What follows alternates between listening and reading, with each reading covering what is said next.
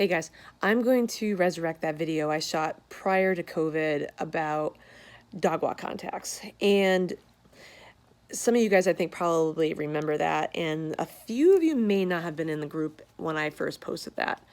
And I know if you guys take classes with me, you know I have talked about the issues I've come across with the dog walk, with Ocean blowing the dog walk in trials, but he nails it in practice. And I'm going to catch some clips of Ocean and trial so you can see exactly what I'm talking about. And you can see why it vexes me so. So I cannot stress to you enough how important it is for your dog to actually have a criteria and you guys be incredibly consistent about that criteria, because the reason why Ocean blows his contacts in competitions is because I had training criteria and I had show criteria. And him being the smart little guy that he is, has figured out, well, at shows, we don't stop. And why that happened was because in shows, I did something called a quick release 2 on 2 off. So, and that unfortunately morphed into a running dog walk. And I have recently tried to retrain that with like varying success. It depends on how cranked he is at a trial, if whether or not he'll hold it or not. Ocean's almost 9 and he's had too much history of me doing quick releases at shows and then letting it go. Like when he does practice, he barely ever gets it wrong because I never ask him for a quick release 2 on 2 off. So I am the one who created that. So that's not him being a bad dog. That's not him, being a jerk. That's not him being like, well, he knows what he's doing. Well, yeah, he does know what he's doing because I taught him that. So I was the one who created the issue. So with my next dog, at trials, I'm going to trial like I train and train like I trial. So I don't care what my time is, but whatever I'm doing with the dog walk and with the teeter, because Ocean has that quote unquote running teeter that he doesn't really get called on that much, and I'll explain why in a second. But I am always going to, at a trial from now on, with every agility dog I have from here on out, I am going to ask that dog to hold a 2 on 2 off. And going on to the running teeter thing, only reason why Ocean doesn't get called with that is because he actually uses his back feet to push the teeter down and he uses it as a springboard. So that's actually kind of like within the rules. Every once in a while I get a judge that goes, what did I just see? And every once in a while I will get called on it if the judge goes, too hard. So like the saying is, you don't ever want to make the judge think, and every once in a while Ocean makes the judge think. But because the teeter is on the ground when he leaves the teeter, that's within the rules. And he actually knows how to game that system because he's got teeters timed down to like the split second where he usually doesn't get called on it. But yeah, that dog walk, man, I get burned on it, especially in USDA, because the dog walk contact in USDA is actually shorter in length than the AKC dog walk. I mean, I still get called on the AKC sometimes because once again, judges go, what did I see there? So, and so a lot of you guys in class, and I'll say this in the video I shot, you guys have really, really gray contact criteria, like the vast majority of you guys. You guys don't ask your dog to hold it. You guys give your dogs cookies when they get off the contact. So you guys who give the cookies when your dog gets off the contact, they actually don't think they're getting cookies for the contact. They actually think they're getting cookies because they got off the contact. So that's why sometimes your dog's like, put feet in the contact and then they get off and they're like, okay, where's my cookie? So, like I said, I'm going to resurrect that video that I shot, I don't know, it's probably February. So I want you guys to be incredibly mindful about what you guys are doing with the dog walk. And that kind of laterals over into the teeter too. So just because if you guys have the inclination, you guys want to trial someday, you have to be incredibly consistent or else you guys will end up in like dog walk contact purgatory that I am. And it sucks. And I don't ever want any of you guys to have a clean run only to have your dog blow the contact. And that has happened with me and I can't even tell you how many times, and it sucks. So, like, I'm going to be like the ghost of Christmas past and say, do not let that happen with your dog because it will haunt you the entirety of your career, like it has haunted me. Like there are things, you know, that's something I struggle to fix, like how I struggle to fix Lars's start line. So like, I'm not saying that stuff to be like a ball buster, but I'm trying to keep something from happening that you guys are going to have a really hard time fixing. So anyway, on to videos of Ocean blowing his contact because I taught him to. Yay!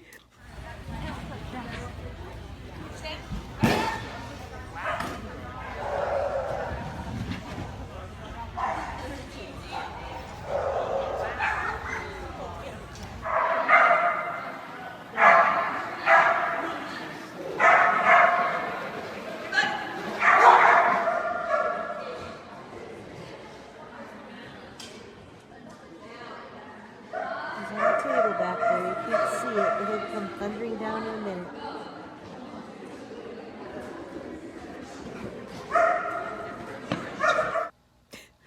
How do you like those non-existent dog walk contacts? Like, he isn't anywhere near the yellow. He just flies off him and flies off the side. So yeah, so like when I kind of, like, I may start, like, I want to become a little bit more, that's what I'm trying to think of, a little bit more, like, on you guys about your dog walk contacts. Especially those of you guys I know that want to show. And I'm not doing that because I want to make your life, you know, miserable in class, or I'm like, you know, nitpicking, but I'm like, I know what could happen if you guys don't have consistent criteria. And I know there are a handful of you guys with some dogs who do have running dog walks, and, you know, we've actually trained those.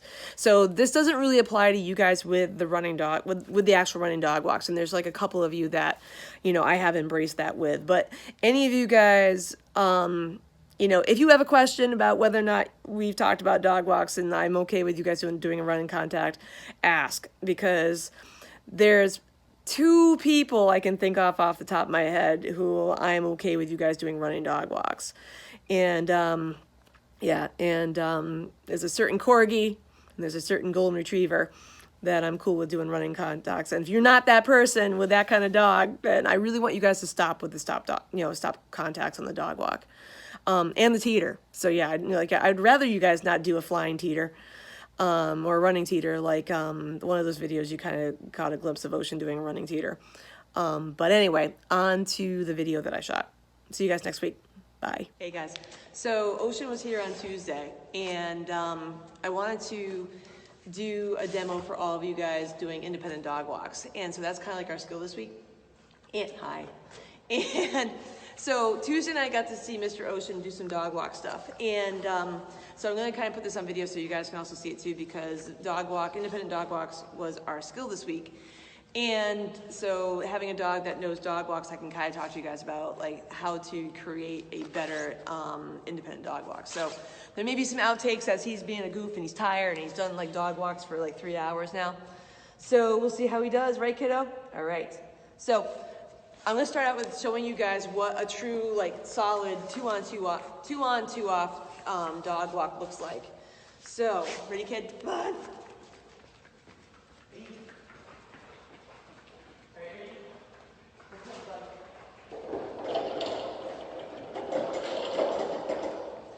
That's what you want to see. You want to see your dog come to a complete stop without you giving guidance to the dog or you micromanaging it.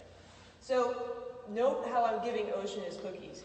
He is on the dog walk and he is in position. So you want to make sure, like, as in with dog training and obedience, you guys want to make sure you reward your dog for position. So with Ocean, he's getting cookies with his feet on the ground and on the dog walk. I see people do this quite often and it does drive me crazy. So what I see people do is that when the dog gets the dog walk, okay. Oh, Ocean doesn't want me wrong. See, he's like, oh, Mom, it's his trick. So, okay. And they give the dog the cookie here. So the dog doesn't put 2 and 2 together that the cookie was for the dog walk. They think that they're getting rewarded for getting off the dog walk. So it is so critical that you guys put the cookie in the dog's mouth while they're on the dog walk, because they are thinking that they are getting rewarded for getting off the dog walk. They don't put 2 and 2 together that I did this thing and then I get the cookie. I'm going to do that again for you guys. Ready? 1, 2.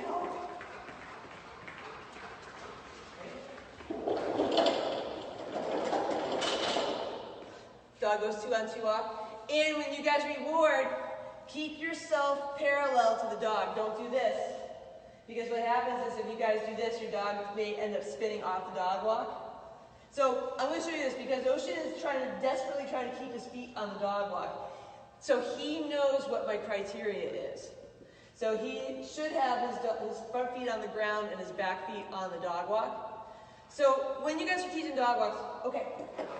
So when you guys are teaching dog walks, you want to make sure that your criteria for where the dog is consistent. You know, you don't want to have, one time give your dog, go target. Okay, go target. You don't want to once give your dog the cookie here. You don't want to give the dog the cookie for, sit.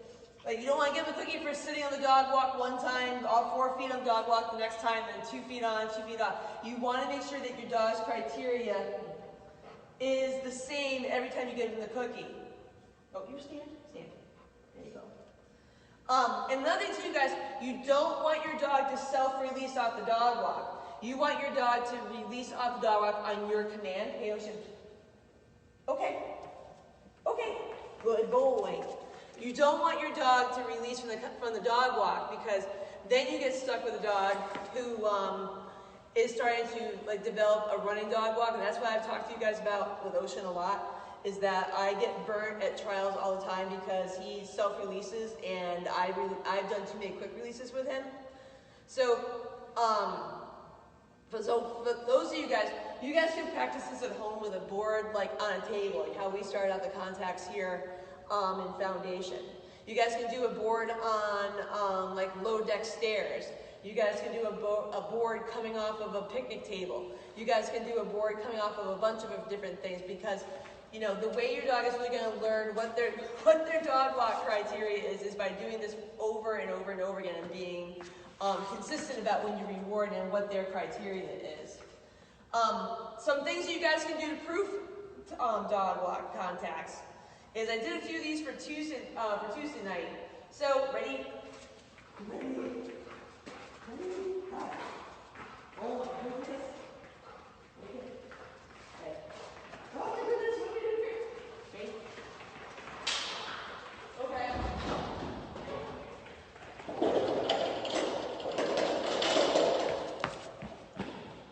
Will your dog hold the contact even though you run by? And he did, so he gets cookies. Good boy. Well, wait, I need to get more cookies. Hold on.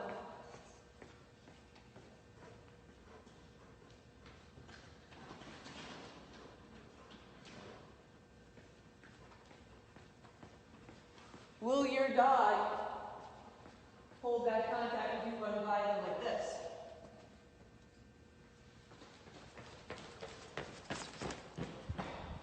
Good boy, oh.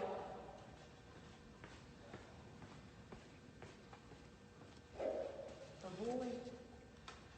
Good job. Okay, good job. So Ocean knows that he shouldn't release just on my movement. So, ready? Another thing you guys can do too for proofing a dog walk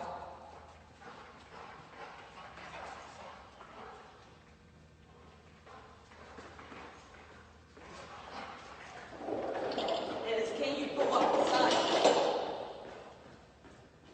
Good boy, bud. Good boy. Another thing you guys can do too to reward a dog walk, Rankin, is to sit. Put the cookie there. Ocean, I'm leaving you, Brett! Oh my God! I knew that was going to happen because you guys were watching. Here, let me get another cookie, you brat. Oh, you're naughty. You're naughty little bud. Here. All right, let's try this again. You punk. Hey, leave it. Let me see. Here. Oh my goodness. Oh, ready?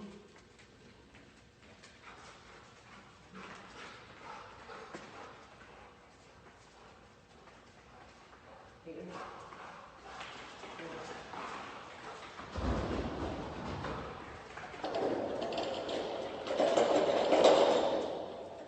Good boy. So that if you guys don't want to have the target. So hopefully that'll help you guys out with a little bit of independent dog walk stuff. You know, I'll probably end up doing a workshop more on this and have you guys kind of work on this kind of stuff too. But this is kind of like a little bit of a precursor for it. So we're going to end up, as you guys are going to do this week, we're going to do some coursework, but I also really want to get this dog walk stuff better under control. And this will also help you guys with your teeter.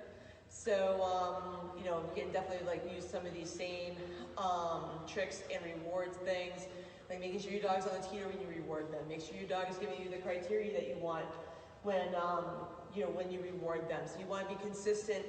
You don't want to give them mixed messages, because if you reward at the wrong time for the wrong position over and over and over again in different times and positions, then your dog's going to get confused and they truly aren't going to know their job. So if you have a dog who will reliably stop and hold this position here and not move, you know your dog knows their job. And I think that's probably one of the biggest things about contacts, is that people think their dog knows what they want, but in actuality, the dog isn't really sure. So anyway, so that's what we're doing this week. Thank you, kids. Okay, yay! Oh, you good boy. I know.